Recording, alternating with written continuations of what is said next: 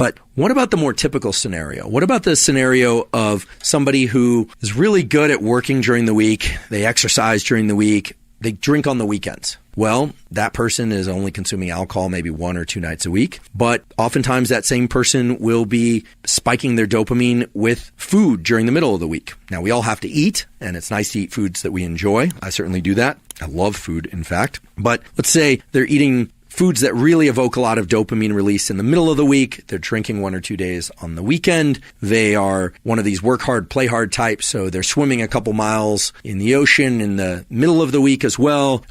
They're going out dancing once on the weekend. Sounds like a pretty balanced life as I describe it. Well, here's the problem. The problem is that dopamine is not just evoked by one of these activities. Dopamine is evoked by all of these activities.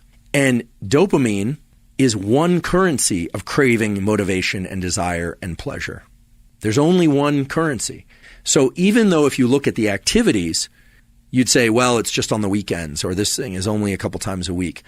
If you looked at dopamine simply as a function, as a chemical function of peaks and baseline, it might make sense why this person, after several years of work hard, play hard, would say, yeah, I'm feeling kind of burnt out. I'm just not feeling like I have the same energy that I did a few years ago. And of course, there are age-related reasons why people can experience drops in energy. But oftentimes what's happening is not some sort of depletion in cellular metabolism that's related to aging. What's happening is they're spiking their dopamine through so many different activities throughout the week that their baseline is progressively dropping. And in this case, it can be very subtle. It can be very, very subtle. And that's actually a very sinister function of dopamine, we could say, which is that it can often drop in imperceptible ways. But then once it reaches a threshold of low dopamine, we just feel like, we can't really get pleasure from anything anymore. What used to work doesn't work anymore. So it starts to look a lot like the more severe addictions or the more acute addictions to things like cocaine and amphetamine, which lead to these big increases, these big spikes in dopamine,